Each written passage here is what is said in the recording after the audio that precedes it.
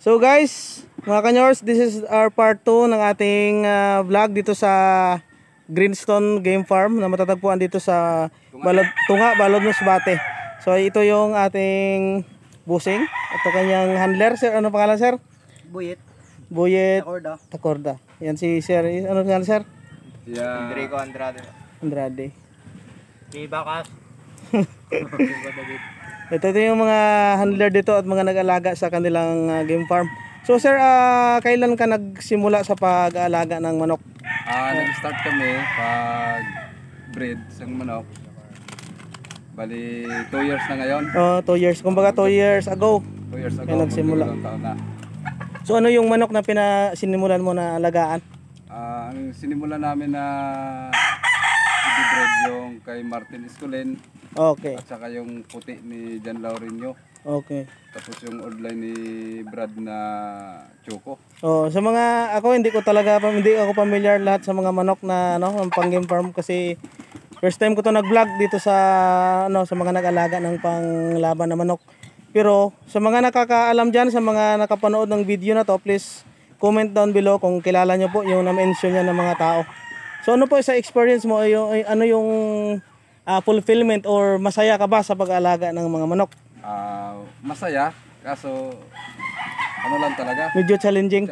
Challenge talaga, tsaka dapat sa anong aspeto po nagiging challenging yung pag-aalaga ng manok, sir? Unang una, sir, pag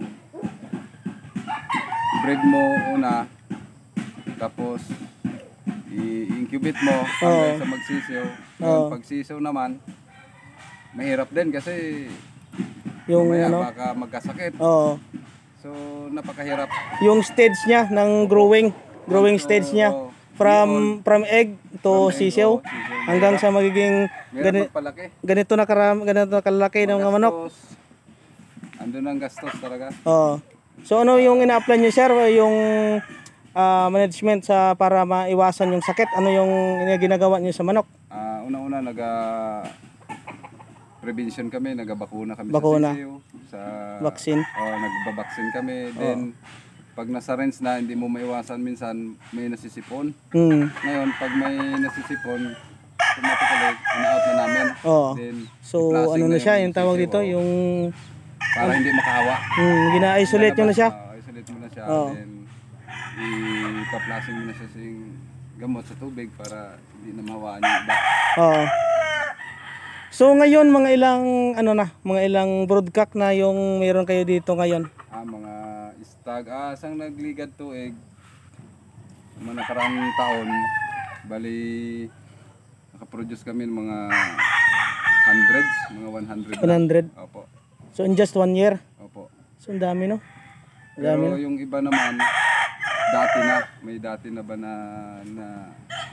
nakalugo na.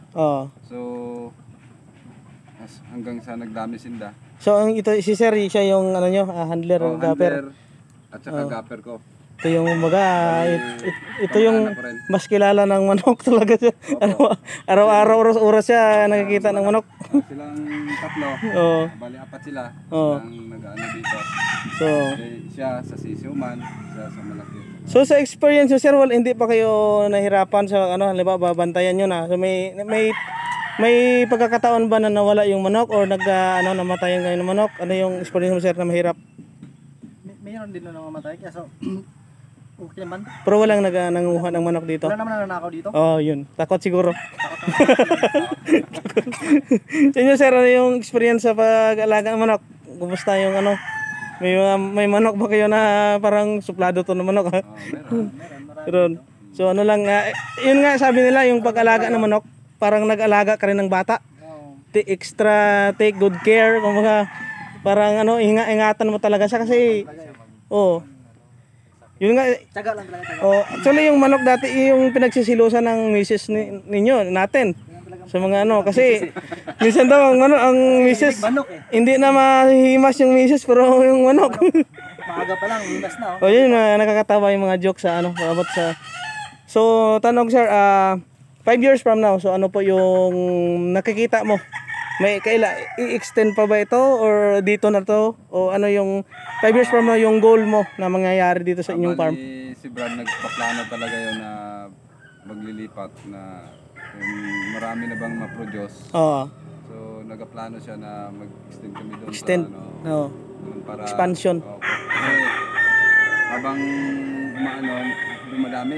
Dumadami. Ngayon marami sila eh. Ngayong season, ngayong taon, medyo marami akong pabuto. Oo. Kaya, siguro, dito, Hindi, masikip. hindi na natin lahat, pero ito talaga yung area, mga kalahating hektarya ba to, sir? Umabot pa ng kalahating hektarya? Oo. So 5 years from now, yung goal nyo is expansion. So ano po yung mga available na kung may gustong bumili? Ano yung available nyo dito ng mga... Marami din sir, may mga Oo. gray kami dyan Sunny Lagon. Oo. Mga palahi na ng Monster manok na, opo. na galing kay Sunny Lagon. Palabas ko na Oo. nag-gray, tsaka roundhead, Oo. Gilmore, may mga available man. Oo. So punta lang sila dito. So maaari nyo kontakin si Ben Estrella. Ayan, hanapin nyo sa Facebook. So sir, suggestion ko lang, sana makapagawa kayo ng sarili nyong page sa Facebook para doon na sila abangan nyo lang. May doon sa magawa kayo ng page na YouTube. mga page nyo. Doon kayo mag-update sa mga manok nyo na binibenta pero pag ganito klase na manok, maganda yung klase, hindi naman kayo mahirapan sa mag-dispose. Kasi yung buyer na nakabili dito, advertise doon sa iba, bibili din dito. So sir, ano lang yung message mo sa kapwa mo breeder at ano yung mga promotion, ano yung may shout out ka o may mga grupo ka na na gustong may mensahe ka sa kanila? Sa ko breeder, lang, tulungan lang. dapat tutukan lang at saka tiyagaan ng pag-aalaga. Minsan inaabot ng sakit. Yun yung pinakamahirap na part. Ng sakit, saka magastos, saka sakit sa ulo. Hirap. Magastos na. Malipong ko sa ulo. So may shoutout ka sa mga kagrupo nyo? Shoutout lang sa asawa ko. Anniversary naman subong. Wow! Congrats. February 12. Kay Bibi Lorea. Sa anak nyo? Sa dua kong anak. So, shoutout ko mo, shoutout. Shoutout na kay Jem Sige sir, may shoutout ko mo? Okay. Shoutout na lang dyan sa lahat ng mga breeders, game farm breeders dito sa Masbate, sa Masbate. Maraming salamat and sana makabalik tayo dito. See you in my next vlog. Thank you so much. Okay na. Thank you na.